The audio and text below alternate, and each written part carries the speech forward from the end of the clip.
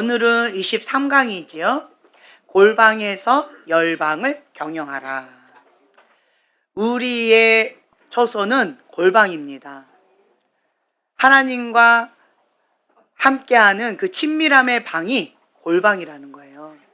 그 골방에서 주님과 함께하는 그 시간이 강력합니다. 사단은요, 그러한 자를 무서워해요. 두려워합니다. 십자가 밑에 골방, 그곳에서 하나님과 단둘이 비밀의 대화, 비밀의 시간을 갖습니다. 그곳 가운데 있었던 것이 이제 차고 넘치게 되어지면 많은 사람들과 함께 있을 때도 그것이 흘러 넘치게 되어집니다. 대표적인 인물로 느헤미야를 우리가 엿볼 수 있는데요. 골방에서 열방을 경영했던 그 느헤미야 1장 3절에서 9절의 말씀이 이제 본문의 말씀인데 그걸 찾아 놓으시고요. 이제 이 느헤미야가 이제 포로로 잡혀왔지요. 페르시아에 이제 잡혀왔는데 거기에서 술 맡은 관원으로서 왕의 총애를 받고 있어요. 그러니까 왕의 생명을 책임지는 그러한 역할도 감당하고 있어요. 음식으로 독살할 수 있는 그런 것도 방지하는 거죠. 그리고 국정도 논의할 수 있는 그런 핵심 참모 중에 한 사람이었을 거예요. 이 느헤미야가 본인의 높은 지위와 그리고 안락함, 그러한 생활 가운데 살고 있었어요. 그런데 본인의 신분은 뭐예요? 포로예요. 포로.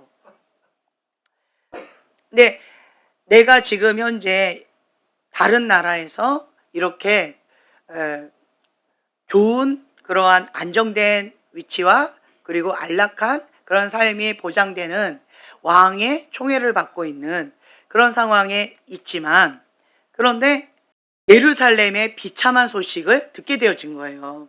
이 예루살렘의 성전은 있지만, 그렇지만 보호막인 성벽이 무너져서, 그래서 대적들의 침입과 그리고 수치 가운데에서 방치된 지 140년이나 되어진 거예요. 그래서 그리고 또 거기에 있는 사람들은 아무에게도 보호를 받지 못하고 힘겨운 그러한 상황 가운데 있다라고 하는 그런 예루살렘의 비참한 소식을 이 느헤미야가 듣게 되어진 거예요. 나의 동포가, 나의 나라가 이러한 처참한 상황 가운데 있다라고 하는 그 얘기를 듣자 깊은 슬픔과 그러니까 참담한 마음 가운데 그러니까 눈물이 쏟아지는 거죠. 그래서 눈물로 주님 앞에 금식하며 여러 날을 주님 앞에 엎드리는 거예요. 그러던 어느 날 왕이 부릅니다. 느헤미야야, 왜 너의 얼굴이 이렇게 수척하냐? 너는 항상 나에게 기쁨을 줬는데, 내가 너를 사랑하는데 왜 너는 이렇게 얼굴이 이렇게 안색이 안 좋냐? 왜 그러냐? 라고 왕이 질문하죠. 그때 느헤미야는 여러 날을 하나님 앞에 금식하면서 기도를 했어요. 주님, 그러니까 약속의 말씀을 붙잡고 기도했어요. 신명기 30장 1절에서 5절의 말씀, 하나님께서 약속하셨던 그 약속의 말씀을 붙잡고 주님 앞에 구체적으로 체계적으로 기도했다라는 거예요. 금식하면서 기도할 때 그냥 시간 언제 때우나 그러면서 그냥 핸드폰 보면서 이렇게 그냥 누워서 이거 시간 때우지, 뭘 먹지, 이렇게 금식한 게 아니에요. 느헤미야는 가슴을 찢으면서 주님 앞에 해결책을 구한 거예요. 주님, 나의 나라와 민족이 이런 비참한 가운데 있는데 지금 내가 높은 지위에 안정적인 위치에 있다는 게 무슨 의미가 있으며, 내가 안락한 삶을 살아가는 게 그게 무슨 소용이 있습니까? 주님, 이게 다 뭡니까? 저는 이게 중요하지 않습니다. 나의 나라, 그 예루살렘 성벽이 무너졌다라고 하는 거, 140년 동안 방치되어져 있는데 지금 이렇게 하나님의 성전이 이렇게 수치스럽게 방치되어져 있고 이방 사람들에게 비참하게 침입당해서 힘겹게 있다라는 거, 그리고 나의 동포들이 그냥 정말 능욕당하고 비참하게 있는데 겨우 목숨 걸고 살아나온 그 사람들한테 이런 소식을 들으니까 마음이 너무 상합니다 라고 하면서 하나님 신명기 30장에 주님께서 말씀하셨던 그 약속의 말씀을 주님 기억하여 주시옵소서. 그러니까 내가 주님 앞에 범죄했습니다. 우리 이스라엘 자손이 주님께 범죄했습니다. 나와 나의 아버지의 집이 주님 앞에 범죄했습니다. 이스라엘 민족의 죄를 나의 죄인 것처럼, 그리고 나와 나의 아버지의 죄, 우리 집안 가운데 있는 그러한 죄가 나의 죄인 것처럼 그렇게 주님 앞에 회개하면서 엎드리는 거예요. 그러면서 회개하고 돌이킬 때 주님께서 이런 약속을 하셨습니다. 주님께서 말씀하신 이 약속을 기억하여 주시옵소서라고 기도를 아주 전략적으로 구체적으로 하나님께서 하신 약속의 말씀을 붙잡고 하나님 앞에 딱 내놓는 거예요. 그리고 또한 또 전략적으로 기도를 했는데, 내가 예루살렘에 가서 성벽을 재건하고 싶습니다.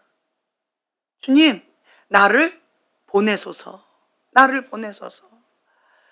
그 재건을 하려면 이러이러한 것들이 필요하고 또 왕이 허락해야 되고, 정치적으로 왕이 예루살렘 성벽을 재건하지 못하도록 그렇게 금지를 해놨어요. 주님, 그 법적인 문제도 이게 해결이 되어져야 되고, 내가 술 맡은 관원으로서 왕한테 매일같이 이렇게 해야 되는데 내가 가려면 정말 이게 환경적으로 쉽지 않은 상황인 거예요. 이런저런 것들을 구체적으로 주님 앞에 기도를 하는 거예요. 어저께 우리가 나눴던 말씀처럼 이렇게 슬라이스, 각을 뜨듯이 하나님 앞에 조목조목 마디마디 구체적으로 주님 앞에 그렇게 구하고 있었어요.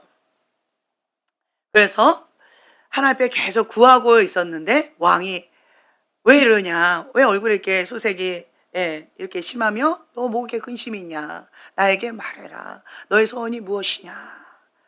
그렇게 했을 때 느헤미야가 지금 여러 날 동안 금식하며 주님 앞에 기도했던 응답의 그 기회를, 하나님의 때, 하나님의 타이밍을 포착한 거예요.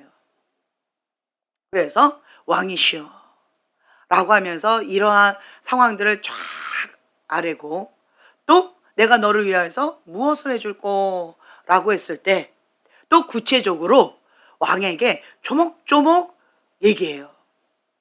나를 보내달라. 보낼 때 그냥 보내지 마시고 조서를 써달라. 구체적으로 이러이러한 것들이 필요하니까 이러이러한 것들을 같이 해서 나를 보내달라. 그리고 거기에 있는 사람들이 나를 방해하지 못하도록 이렇게 방어를 쳐달라라고 하는 아주 구체적이고 체계적으로 왕에게 얘기하는 거예요. 그런데 정말 신기한 게 왕이 그걸 그대로 다 들어주는 거예요. 이거는 있을 수 없어요. 여러분, 아무리 사랑을 받아도 포로잖아요. 나의 적국이잖아요. 그 적국의 성전의 성벽을 재건하겠다고 하는데, 그리고 왕이 금지를 해놨는데 느헤미야가 부탁했다고 그것이 들어진다. 이거는 말도 안 되는 거거든요. 그런데 느헤미야는 이것을 놓고 하나님 앞에 간절히 부르짖었고, 느헤미야의 기도를 통하여서 하나님께서 정말 섬세하게 역사하시는 것을 우리는 느헤미야서를 통해서 배울 수가 있습니다. 여러분, 만약에 느헤미야가 그냥 둥글하게 하나님, 예루살렘 성벽이 무너졌다 합니다. 140년 동안 방치됐다고 합니다. 거기에 있는 우리 동포들이 지금 비참하게 능욕을 당하고 못 볼 꼴을 당하고 있답니다. 주님 어찌할꼬 라고 하면서 탄식하고 울고만 있었다면, 혹은 그냥 주님 도와주세요 라고 둥글게 기도했다면, 왕이 내가 너를 위하여 무엇을 도울꼬 라고 해서 굉장히 당황했을 것 같아요. 어떻게 돕지? 뭐라고 얘기하지? 왕이시여, 성벽을 재건하여 주시옵소서. 나보고 하라고? 내가 하지 말라고 명령했는데 나보고 하라고? 그건 좀 어려울 것 같은데? 그러니까 참 쉽지 않았을 것 같아요. 근데 이 느헤미야는 정말 구체적으로 섬세하게, 체계적으로 기도했다라는 거예요. 그 구체적으로, 체계적으로, 전략적으로 기도한 그대로 하나님께서 느헤미야의 고백했던 그 기도 그대로 다 이루어 주셨다. 그래서 우리는요, 하나님께서는 우리의 이러한 섬세한 것도 다 들어주신다는 거예요. 하나님 앞에 구할 때는 우리 어떻게 구해야 될까요? 그렇죠. 할렐루야. 그리고 하나님, 그냥 만약에 느헤미야가 그냥 나를 그냥 예루살렘에 보내주시기만 해도 저는 감지덕지입니다. 보내주시기만 해주셔서 저는 황송합니다. 이건 말도 안 되는 거잖아요. 그거 하나만 해주셔도 감사합니다 라고 했다면 가가지고 못했을 거예요. 그런데 하나님 앞에 기도를 했을 때 구체적으로, 전략적으로, 체계적으로 조목조목 하나님 앞에 기도했기 때문에 그것을 그대로 응답받아서 50일 동안, 말도 안 되죠? 50일 동안 예루살렘 성벽을 재건하는 놀라운 기적을 맛봅니다.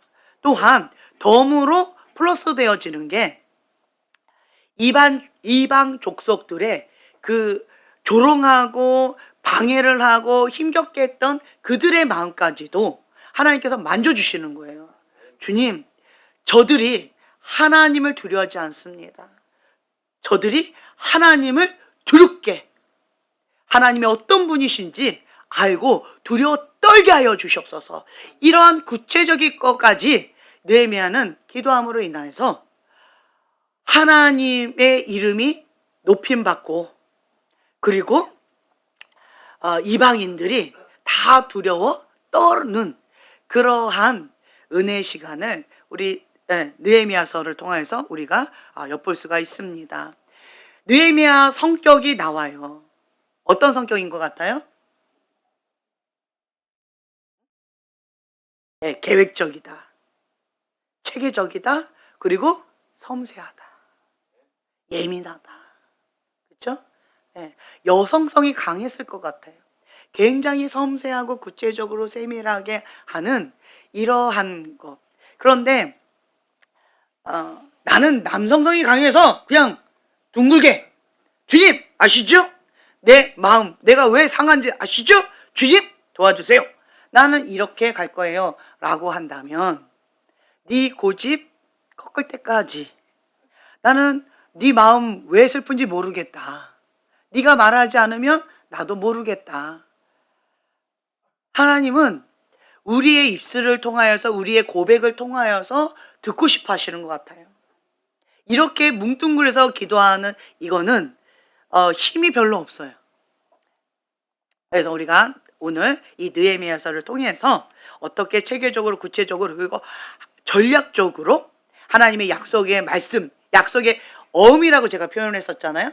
그 약속의 말씀을 딱 들이대면서 하나님을 꼼짝 못하게 하는 그런 전략적이고 체계적인 기도를 했는지 우리가 살펴보겠습니다. 느헤미야서 1장 3절부터 9절까지의 말씀 함께 한 목소리로 봉독하겠습니다. 그들이 내게 이르되 사로잡힘을 면하고 남아있는 자들이 그 지방 거기에서 큰 환난을 당하고 능욕을 받으며 예루살렘 성은 허물어지고 성문들은 불탔다 하는지라.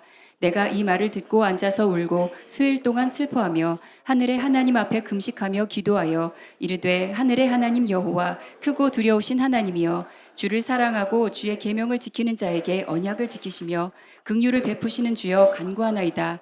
이제 종이 주의 종들인 이스라엘 자손을 위하여 주야로 기도하오며 우리 이스라엘 자손이 주께 범죄한 자 죄들을 자복하오니 주는 귀를 기울이시며 눈을 여시사 종의 기도를 들으시옵소서. 나와 내 아버지의 집이 범죄하여 주를 향하여 크게 악을 행하여 주께서 주의 종 모세에게 명령하신 계명과 율례와 규례를 지키지 아니하였나이다. 옛적에 주께서 주의 종 모세에게 명령하여 이르시되 만일 너희가 범죄하면 내가 너희를 여러 나라 가운데 흩을 것이요 만일 내게로 돌아와 내 계명을 지켜 행하면 너희 쫓긴 자가 하늘 끝에 있을지라도 내가 거기서부터 그들을 모아 내 이름을 두려고 택한 곳에 돌아오게 하리라 하신 말씀을 이제 청하건대 기억하옵소서. 아멘. 아멘. 자, 여기에 나와 있는 말씀이 신명기 30장 1절에서 5절의 말씀이다. 제가 표현했잖아요. 주님 앞에 범죄하면 내가 너희를 여러 나라 가운데 흩을 것이요. 이스라엘 민족이 주께 범죄했어요. 그래서 그 죄를 자복한다라고 주님 앞에 인정하고 회개합니다. 또한 나와 나의 아버지의 집이 범죄했다.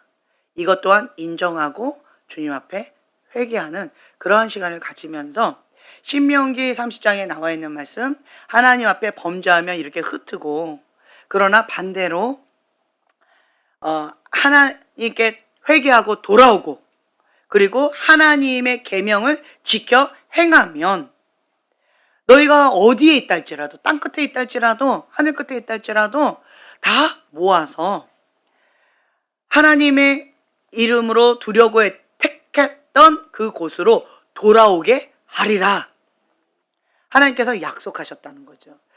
이렇게 약속하셨던 하나님의 말씀을 기억하옵소서라고 하는 거예요. 그러니까 본인은 어떻게 하는 거예요? 우리의 민족의 죄. 지금 우리가 이렇게 처참하게 비참해진 것은 이스라엘 민족이 범죄함으로 죄를 지음으로 해서 이렇게 된 겁니다. 나와 나의 아버지 집이 범죄함으로 이 범죄한 죄의 대가를 지금 받고 있는 겁니다. 하나님의 말씀을 그대로 인용해서 인정해 드리는 거예요. 그리고 내가 그것을 대신하여서 동일시 회개라고 우리가 표현하죠. 그것을 대신해서 내가 주님 앞에 회개합니다. 내가 주님 앞에 회개하고 주님 앞에 돌아와 엎드려 하나님께서 말씀하신 그 계명을 지켜 행하고 있습니다. 주님, 그러니까 주님께서 신명기 30장에 하셨던 그 말씀을 기억하셔서 다 모아서 하나님께서 택한 그 장소에 돌아오게끔. 주님께서 하신 그 약속의 말씀을 지켜 주시옵소서. 하나님의 말씀은요, 앞에 이렇게 하면 내가 이렇게 하리라. 너가 이렇게 범죄하면 너는 이렇게 되리라. 그러나 반대로 너가 나의 계명을 지켜 행하면 내가 이렇게 축복하리라.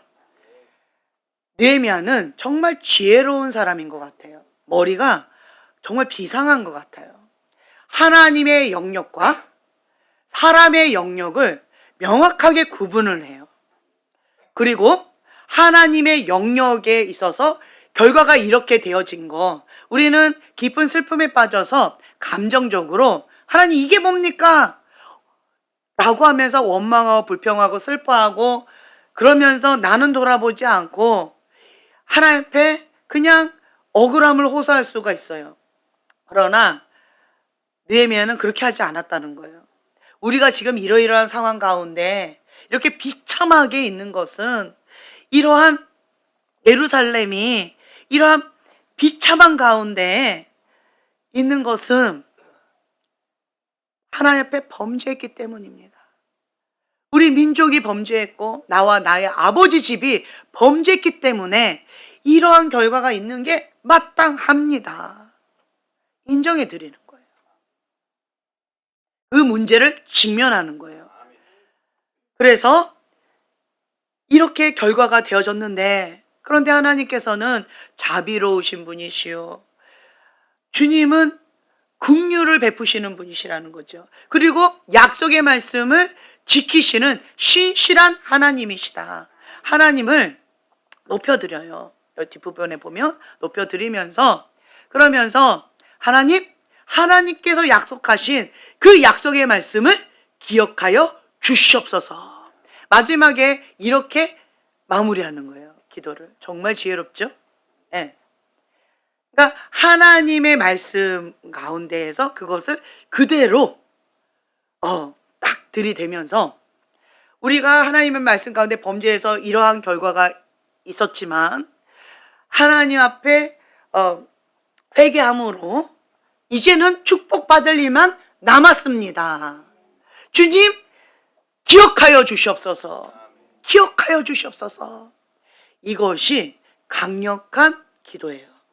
그냥 우리가 하나님 내가 마음이 상해요. 그러니까 인간적으로 우리가 내가 마음이 상해요. 나는 여기서 호의호식하고 있는데 나의 민족은, 하나님의 성전은 저렇게 비참하게 처참하게 있다는 소식 들으니까 밥이 넘어가질 않습니다. 주님 내가 마음이 너무 상해요. 여기서 멈춘 게 아니에요.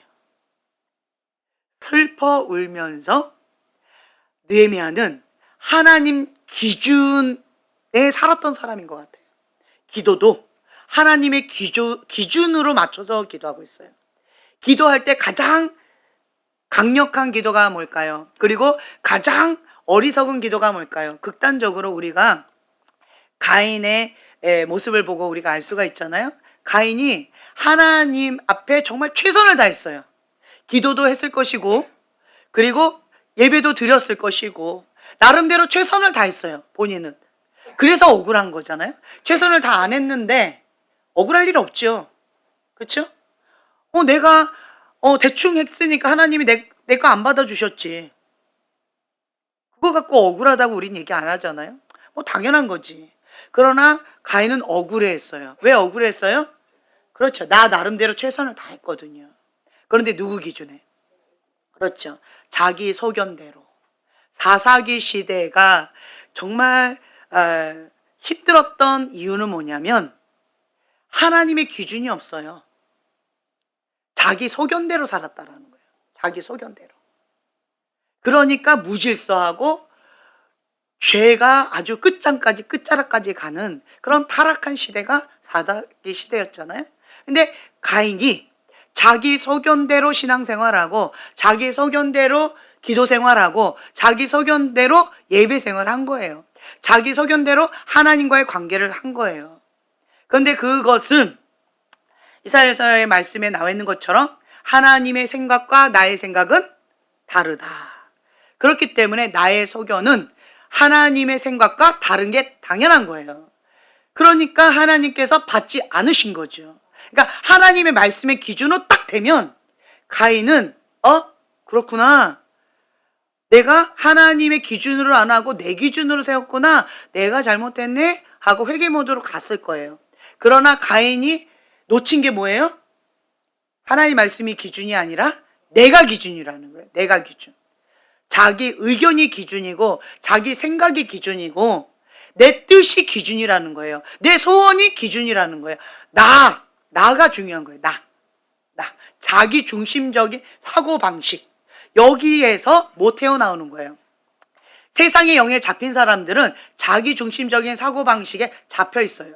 그래서 자기 소견대로 신앙생활 하면서도 사울 왕처럼 잘하고 있다고 착각하고 있고 가인처럼 분노하고 있어요. 억울해하고 있다는 거예요.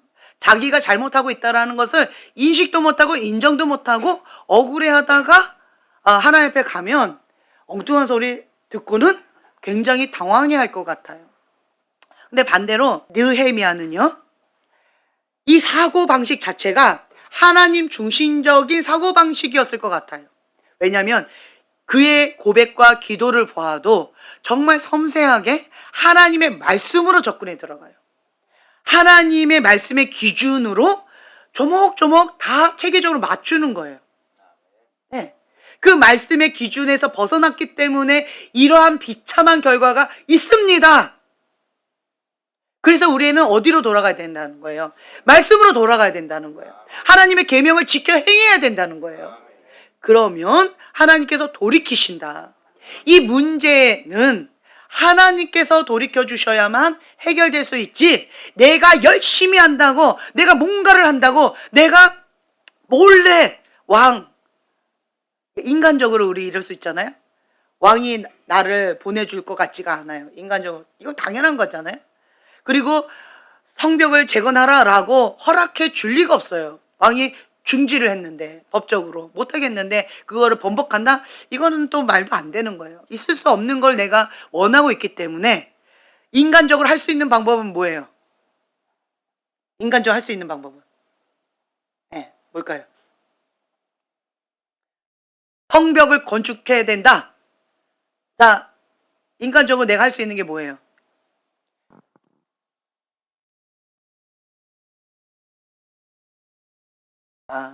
여러분들은 인간 중심적으로 생각할 수가 없지요. 우리는 하나님 중심적으로 생각할 수밖에 없어요. 그걸 나에게 어떻게 물어봐, 그렇죠?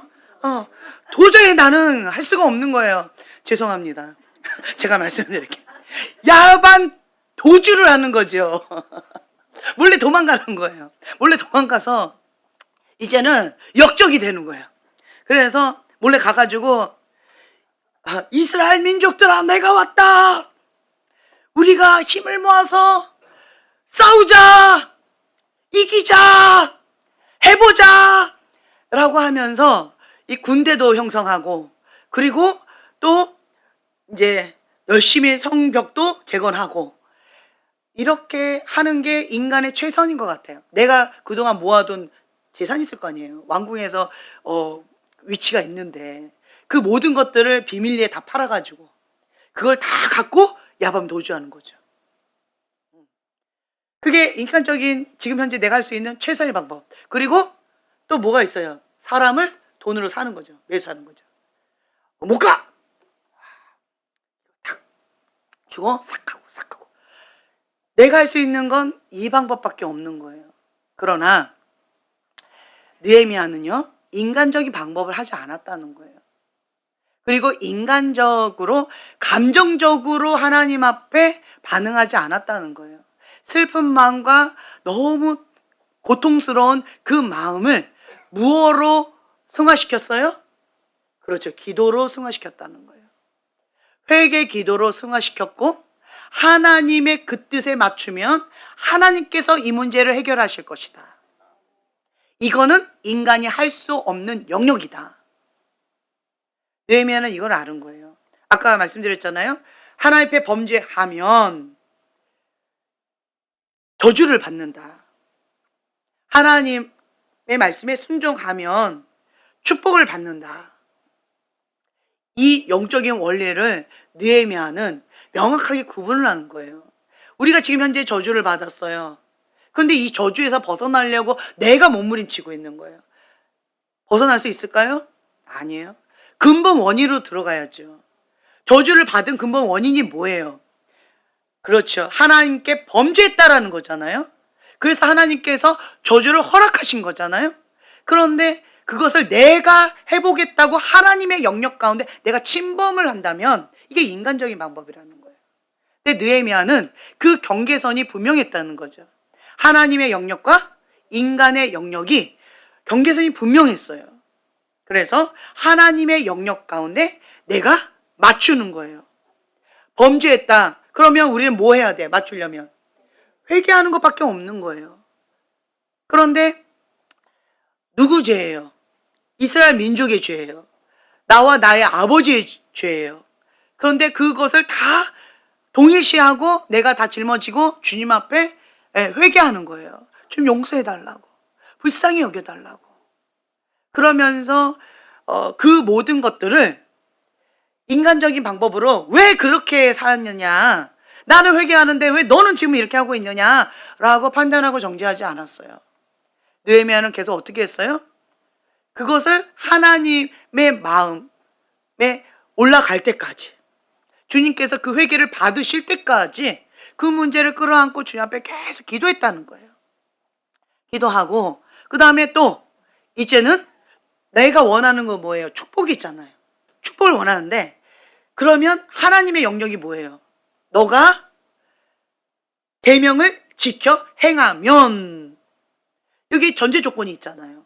내가 이것만 맞추면 하나님께서 축복을 주시는 거잖아요. 그러니까 경계선이 분명하다는 거예요. 내가 할 수 있는 영역이 뭐예요? 하나님의 계명을 지켜 행하는 거예요. 회개하고 지켜 행하고, 그러면 하나님께서 저주를 돌이키시고 축복을 주신다. 이거를 정말 전략적으로 지혜롭게 구체적으로 하나님 앞에 기도했다라는 거예요. 이러한 기도는요, 말씀을 가지고 그 하나님의 그 기준대로 말씀으로 딱 들이대면 하나님은 꼼짝을 못 하세요. 여러분 이거 경험해 보셨죠? 저도 이거 많이 경험했어요. 제가 기도할 때 응답을 많이 받는다고 그렇게 간증을 했었잖아요. 그게 이거예요. 하나님께서 이렇게 말씀하셨습니다. 자, 하나님께서 말씀하셨습니다는 어디에서 말씀하신 거예요? 기록된 말씀, 성경 말씀이에요. 로고스의 말씀이에요. 기록된 하나님의 말씀. 여기에 지금 느헤미야도 신명기 30장 1절에서 5절의 말씀, 이 신명기 약속의 말씀을 붙잡고 하나님 앞에 그 구절을 가지고 하나님 앞에 올려드리는 거예요. 하나님 보소서, 하나님께서 이렇게 말씀하셨습니다. 그래서 이 말씀대로 우리가 지금 저주 가운데 이렇게 비참하게 있습니다. 그러나 하나님 보소서, 우리가 회개하고 주님의 계명을 지켜 행하면 주님께서 이렇게 축복하신다고 하나님께서 직접 말씀하셨습니다. 주님 보소서, 주님 기억하여 주시옵소서. 그러면서 이 전제 조건, 회개하고 돌이키고 그리고 주의 계명을 지키는 것, 그게 내가 할 영역이잖아요. 그렇죠? 네. 인간적인 방법으로 반응하지 않았다. 가장 먼저 뭐 했다? 무릎으로 하나님 앞에 말씀을 가지고 올려드리면서 엎드렸다. 언제까지? 응답 주실 때까지. 이게 시예요. 어떤 사람들은 왜 기도 응답을 잘 못 받을까요? 이렇게 체계적으로 전략적으로 하지 않고요. 주님 아시죠? 보셨죠? 예수님의 이름으로 기도합니다. 아멘. 이러면 하나님도 보시고 네 얼굴 봤다. 근데 뭔 말을 했는지 나 하나도 못 알아들었다. 모르는 거예요. 그리고 또 이것도 있어요. 내가 하나님 앞에 간절히 원해서 기도 응답으로 내가 받았어요. 그게 이루어졌어요. 그러면 이 사람은 다른 사람이 뭐라고 해도 나는 알죠. 내가 하나님 앞에 기도 제목으로 올려드렸는데 그 기도 제목 그대로 주님께서 응답하셨다라는 거를 나는 알아요. 그렇죠?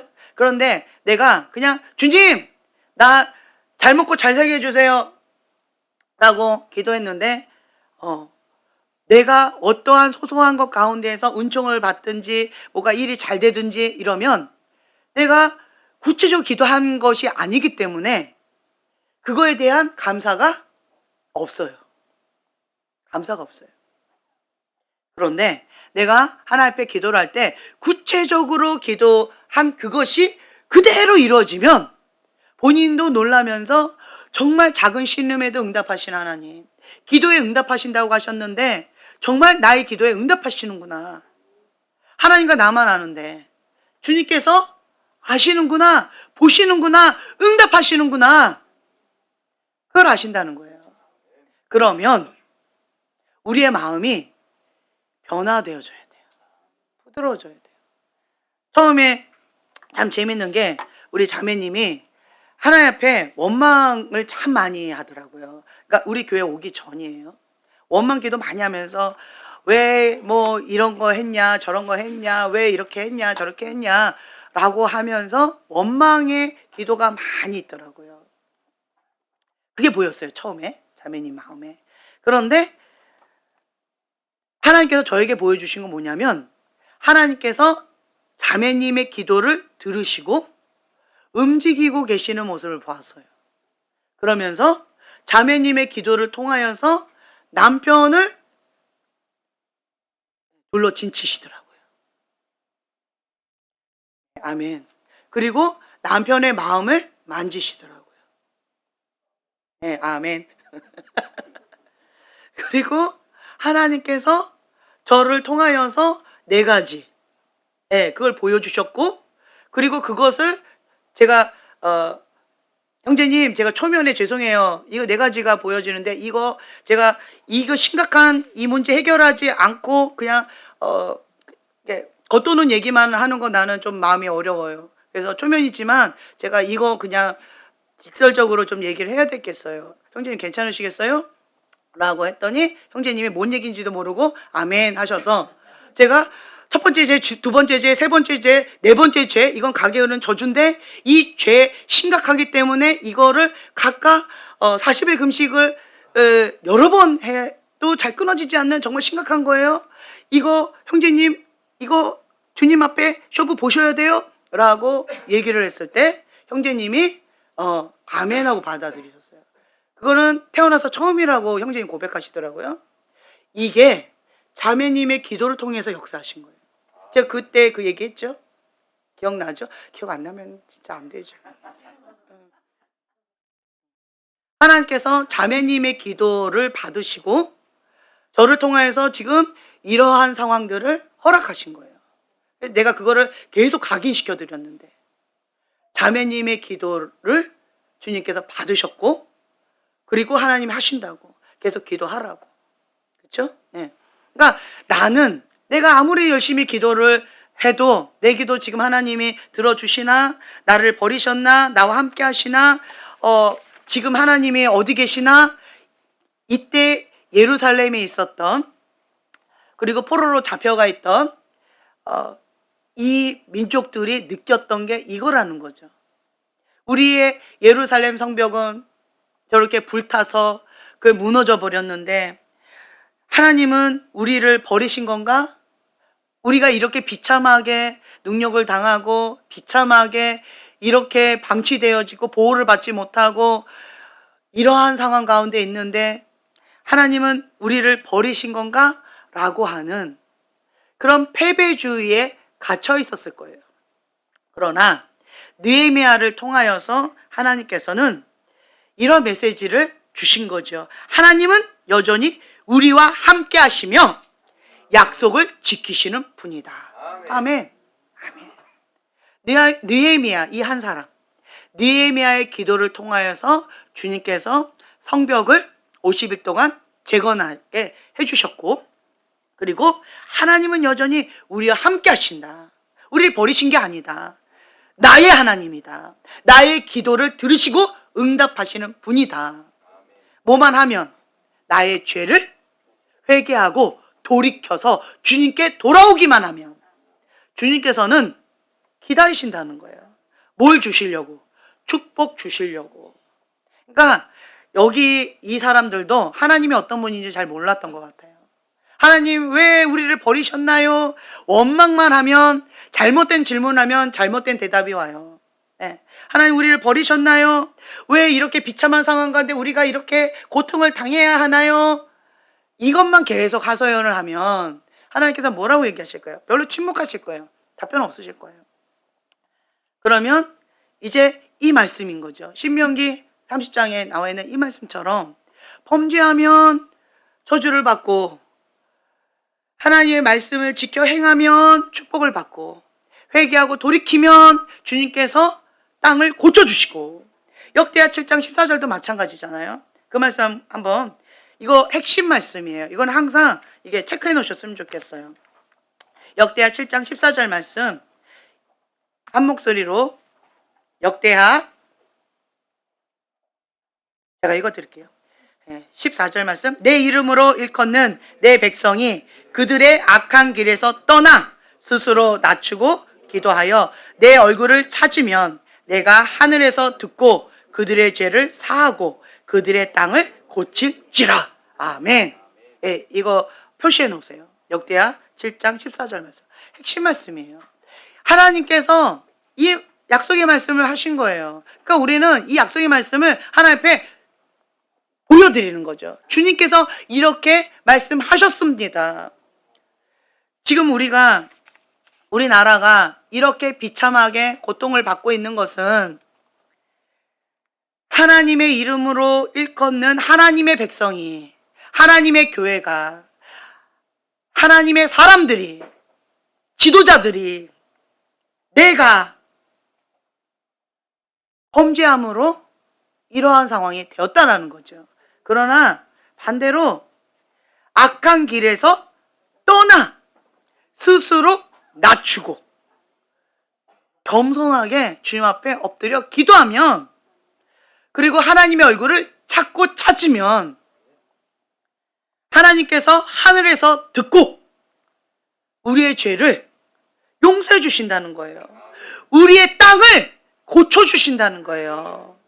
저주받은 땅이 축복의 땅으로, 저주받았던 이 길가밭 돌짝밭 가시 덤불 밭이 옥토밭으로, 착하고 좋은 마음밭으로 이게 하나님께서 바꿔주신다는 거예요.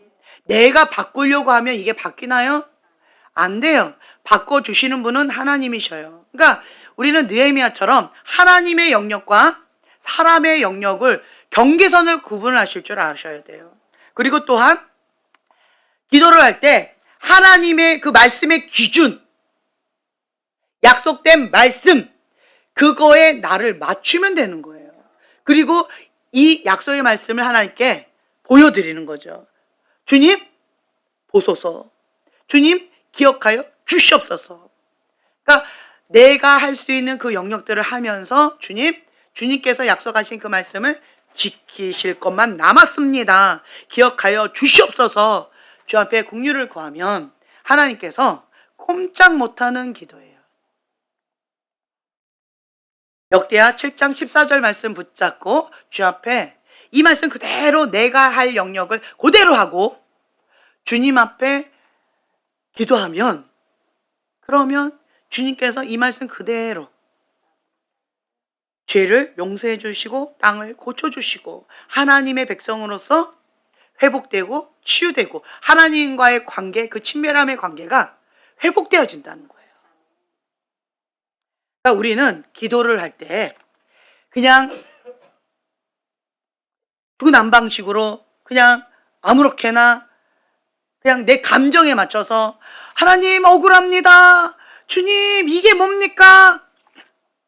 이스라엘 백성처럼 원망하고 불평하는 그 기도를 밤새고 하면 어떻게 될까요? 어떻게 될까요? 밤을 샜잖아요. 울면서 했잖아요. 어떻게 됐어요? 결국은 죽었어요. 멸망받았어요. 그냥 곱게 죽은 게 아니에요. 멸망받았어요. 멸망의 길로 갔더라. 그거예요. 여러분, 그래서 그냥 내 하소연한다고 그 원망하고 불평하고 밤새고 울고 그런다고 될 일이 아니라는 거예요. 감정적으로 하나님 앞에 호소하는 것이 아니라는 거예요. 이렇게 느헤미야처럼 체계적으로, 전략적으로 하나님의 말씀을 가지고 구체적으로 믿고 기도하면, 그리고 내 요구사항도 굉장히 구체적이에요. 이거 달라 저거 달라 어떻게 해달라 얼마 동안에 보내달라 어쩌고 저쩌고를 정말 세세하게 요구해요. 치밀하게 계획했다는 거예요. 그렇게 섬세하게 요구를 할 정도는 하나님 앞에 얼마나 오랫동안 이걸 놓고 구체적으로 기도했는가, 우리는 그걸 볼 수가 있어요. 기도하다 보면요 여러분, 한 기도 제목을 가지고 계속 구체적으로 파고 계속 파고들잖아요. 그러면 주님께서 방법, 전략, 하나님의 때, 이런 것들을 가르쳐 주세요. 하나님의 뜻, 하나님께서 왜 이런 것들을 허락하셨는지, 무엇을 원하시는지, 내가 어떻게 반응하기를 원하시는지, 이것이 사단이 주는 공격인지 하나님께서 허락하신 상황인지 아주 체계적으로 구체적으로 주님께서 주신다는 거예요. 제가 전에도 그 말씀드렸는데 성격이 느헤미야가 굉장히 이성적인 사람인 것 같아요. 이런 이성적인 사람은요, 알아야 돼요. 구체적이에요. 예, 계획적이에요. 그래서 기도도 그렇게 해요. 제가 하나님 앞에 기도할 때 정말 이렇게 기도해요. 그러니까 성격대로 기도해요. 성격대로. 성격대로 이렇게 기도를 했더니 그것을 나중에 이렇게 보니까 뭐라고 표현하냐면 지식의 말씀의 은사래요. 나는 그냥 궁금해서 하나님께 물어본 건데, 예.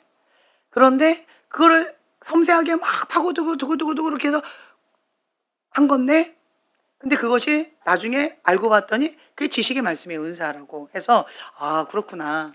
나는 지식의 말씀의 은사를 구한 것이 아니라 그게 성격인 거예요. 궁금하잖아요. 궁금하면 못 견디는 성격이잖아요, 제가. 그래가지고 그거를 어릴 때는 저보고 말대답을 자꾸 한다고 하는데, 전 말대답이 아니라 제 입장에서는 궁금해서 물어보는 거예요. 주먹이 올라가죠. 근데 제가 어릴 때 정말 궁금한 게 많았던 것 같아요. 호기심도 많고 궁금한 것도 많고, 그러니까 그러니까 사람들하고 대화할 때도 질문이 참 많았어요. 왜 꼭 그 대답만 있나요? 요 대답 말고 요 대답도 있지 않나요? 요 대답 말고 또 요런 상황에 저런 대답도 있지 않나요? 이게 머리가 굉장히 복잡해요. 그러다 보니까 이렇게 궁금한 게 되게 많은데, 하나님한테도 궁금한 게 되게 많은 거예요. 그러니까 기도할 때 궁금하니까 그냥 제 성격대로 물어보는 거예요. 하나님, 이거는 왜 그러죠? 저 사람은 왜 저렇게 반응하죠? 저거는 왜 저러죠? 왜 저렇게 하시죠? 왜 이렇게 하시죠? 하나님, 이거 뭐지요? 구체적으로 물어보는 거예요. 하나님, 저에게 붙이신 건가요? 그러니까 저는 이렇게 물어보는 거죠. 하나님, 이 만남이 왜 허락된 거죠? 이게 뭐지요? 처음 만났는데 왜 이런 것들을 보여주시죠? 그러면 그때 주신 거죠. 아, 자매님의 기도 응답이다. 아, 그렇구나. 그러면 하나님의 뜻 안에 있는 거구나. 주님, 그래서 어떻게 하길 원하신 거죠? 하나님께서 저한테 붙이셨나요? 아, 붙였다. 아, 그렇구나. 그러면 저를 통해서 어떻게 하길 원하시나요? 이렇게 구체적으로 하나님께 이렇게 물어보는 거예요. 그리고 왜 이런 것들이 있나요? 아, 이렇게 물어보는 거예요. 그럼 하나님께서 이렇게 가르쳐 주시잖아요. 그러니까 이런 배경 지식들이 다른 표현으로 지식의 말씀의 은사다라고 그렇게 다른 분들이 표현을 하시더라고요. 근데 나는 그냥 궁금해서, 알고 싶어서 묻는 거죠. 그리고 또 제가 기도할 때는, 그때도 말씀드렸어요. 저는 성경을 읽을 때 이 말씀을 경험하고 싶어서, 이 말씀을 내가 누리고 싶어서 성경 말씀을 읽는다라고 말씀드렸어요. 성경 말씀을 지식을 만족시키기 위해서 읽는 사람이 있어요. 교만합니다. 머리에서 말씀 갖고 꼬리 잡고 말장난을 해요. 교만해서 못 벗어나요. 삶이 뒷받침해 주지 않아요. 그리고 회칠한 무덤처럼 되게 어려워져요. 하나님하고 관계에 상관없어요. 그런 사람들은. 그 성경 박사를 할지라도, 성경을 막 파헤치고 공부한다 해도 그 사람은 하나님을 모르는 사람이에요. 머리로는 하나님을 알 수가 없어요. 말씀을 우리는 경험해야 돼요. 말씀을 우리 안에서 살아 역사하시는 하나님을 만나야 돼요. 그래야 우리가 죽은 문자의 말씀이 아니라 살아 역사하신 하나님의 말씀을 맛보아 누려야 하나님의 선하심을 맛보아 알지어다. 경험적으로 알아야지. 그러니까 머리로 아는 것과 믿는 것이 하나가 되어져야지, 머리로 따로 믿는 것 따로, 그건 믿는 사람이 아니에요. 하나님을 모르는 거예요. 하나님에 대해서 아는 거지. 그거는 모르는 거예요. 사과를 맛보지 않았는데 사과를 설명하고 있는 거예요. 그거는 모르는 거예요. 나는 사과를 몰라. 그러나 사과를 맛봤어요. 그냥 그 맛을 내가 표현할 수는 있잖아요. 그러니까 여러분들이 성경을 볼 때, 성경을 읽을 때는 이 성경 말씀을 내 거로 만들기 위해서 읽으세요. 그래서 제가 예전에 여러분들이 볼 때는 엉뚱하게 느껴지셨겠지만, 저는 정말 진심으로 이거 읽다가 갑자기 하나님께서 나한테 이 말씀하시면 어떡하지? 막 갑자기 두려움이 와요. 그럼 내가 준비해야 되는데 뭐라고 답변하지? 너 무엇을 원하니? 주님께서 갑자기 솔로몬처럼 나한테 이걸 질문하시면 어떡하지? 이러한 고민이 막 생겨요. 하나님이 물어보시지도 않았는데 이 말씀을 읽는데 이것이 내 안에 이게 딱 박히는 거예요. 그런 때가 있어요, 여러분. 예, 다른 사람 막 비웃어도 나는 그런 마음이 이게 딱 와닿아요. 그러면 그 말씀을 붙잡고 하나님 막 기도하는 거예요. 주님, 내가 딱 느낌이 그거잖아요. 금도끼 줄까, 은도끼 줄까, 동도끼 줄까 이럴 때 그 산신령 거기에서 금도끼요 이랬다가 아무것도 못 받는 미련한 한자. 대답을 잘못하면 이거 다 없어지잖아요. 그러니까 하나님한테도 내가 어떻게 대답을 잘해야 솔로몬처럼 부귀영화도 막 다 받잖아요. 그래서 어떻게 대답을 하면 하나님께서 그걸 다 주실까? 아무리 내가 계산을 해도 모르겠는 거죠. 그래서 고민을 하다가 하나님께서 이걸 질문하시면 나는 이렇게 대답을 해야지 하고 진짜 이렇게 A4 용지에다가 열심히 썼어요. 쓰고 하나님께서 질문하시면 나는 대답을 해야 되는데 솔로몬은 하나만 대답을 했는데 지혜를 구했는데 나는 지혜 갖고 안 되는 거예요. 나는 아브라함처럼 믿음도 필요하고 정말 하나님은 사랑이시다. 난 사랑도 필요하고 또 지혜도 또 필요하고 여러 가지가 나는 많이 필요한데 그리고 또 덤으로 부귀영화도 따라오면 너무 좋겠고 하나님 나하고 함께 하셨으면 좋겠고 엘리야처럼 불말과 불병거 타고 올라갔으면 좋겠고 에녹처럼 하나님과 동행하는 삶을 살았으면 좋겠고 내가 하나님 앞에 구할까 고민을 하면서 막 쓰면서 그 중에 하나를 뭐라고 대답을 해야 되지?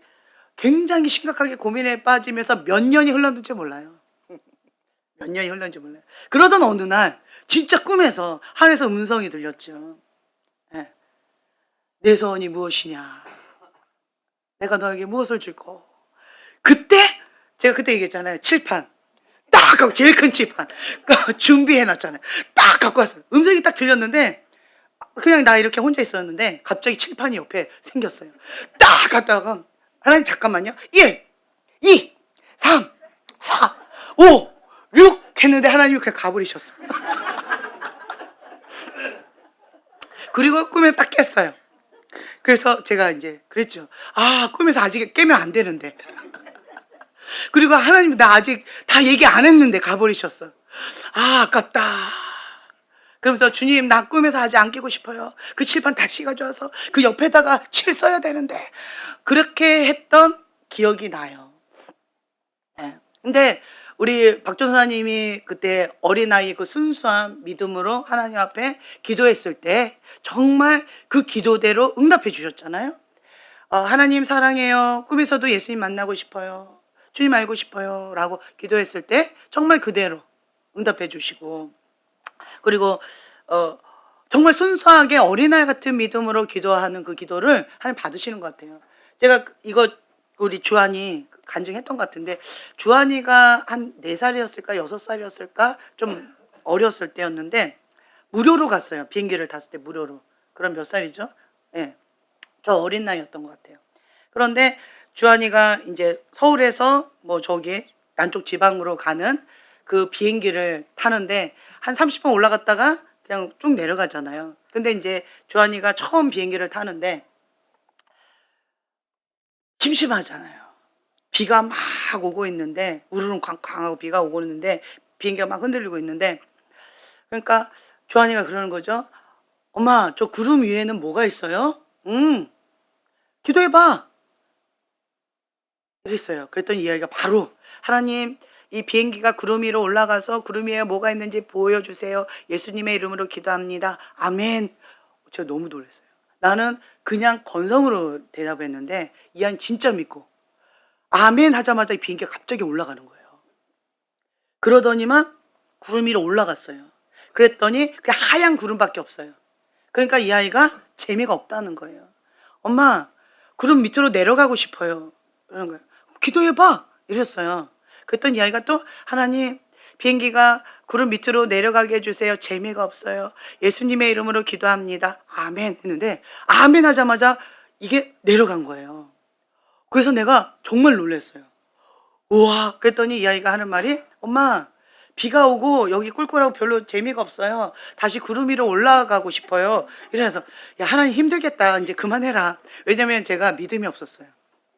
그렇게 기도했는데 안 들어주시면 얘가 순수한 마음 가운데 상처받을까 봐 하지 말라고 했어요. 그랬더니 이 아이가 그게 바로 기도해 버리더라고요. 하나님 구름 위로 다시 올라가게 해주세요. 예수님의 이름을 기도합니다. 하면 정말 비행기가 그냥 아멘 하자마자 바로 올라갔어요.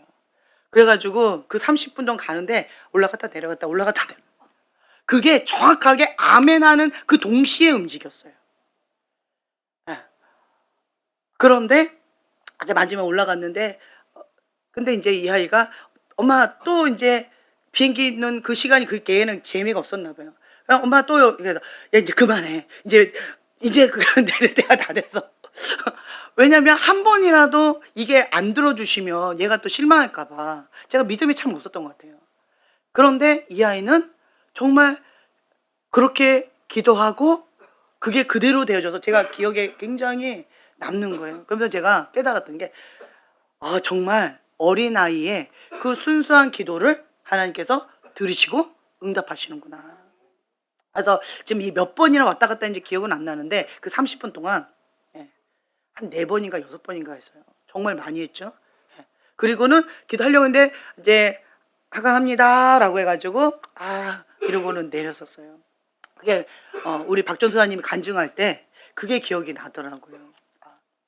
그래서 여러분들이 정말 하나님의 말씀을 믿고 그대로 예수님의 이름으로 기도하면 선포하면 그대로 될 줄로 믿습니다. 아멘. 네. 우리가 이 느헤미야의 기도 우리 강의한 이렇게 보면 느헤미야의 그 금식 기도를 통하여서 하나님께서 왕의 마음도 움직이셨어요. 그건 불가능한 거였어요. 그런데 너의 소원대로 다 들어준 거예요. 조목조목 다 구체적으로 그 요구를 다 들어준 거예요. 그리고 느헤미야의 마음도 움직이셨죠. 네. 그래서 느헤미야가 하나님 아버지의 마음을 가지고 중보하면서 예루살렘 성벽이 무너진 것, 이스라엘 백성이 하나님 앞에 범죄함으로 그렇게 타락한 가운데에서 회개하지 못하고 있는 그들을 바라본 하나님 아버지의 마음을 가지고 금식하면서 기도했겠죠. 그것도 하나님께서 느헤미야 마음도 움직이신 거예요. 또한 하나님께서 백성들의 마음도 움직이신 거예요. 기도하면 하나님께서 하나님의 사람들 뿐만 아니라 그냥 백성들의 마음도 움직이셔서 백성들이 함께 성벽을 재건하는데 힘을 모아서 그렇게 한 손에는 병기를 들고 한 손에는 연장을 들고 전쟁하면서 싸우면서 그렇게 한 마음으로 그렇게 50일 동안 바짝 해서 성벽을 재건을 한 거지요. 또한 하나님께서 기도하면 이방 족속들의 마음도 움직여 주신다. 아까 말씀드린 것처럼 하나님께서 이러한 모든 역사를 하셨다. 그러므로 하나님을 향하여서 두려운 마음을 갖게 하는 거예요. 그들 마음 가운데 그런 두려운 마음도 하나님께서 하셨다라는 거죠. 느헤미야가 50일 만에 성벽 재건을 마쳤는데 주변의 대적들과 이방 족속들이 크게 두려워했고 그리고 또 이방 족속들이 끊임없이 도와줬을까요? 방해했을까요? 그렇죠. 방해하고 괴롭혔어요.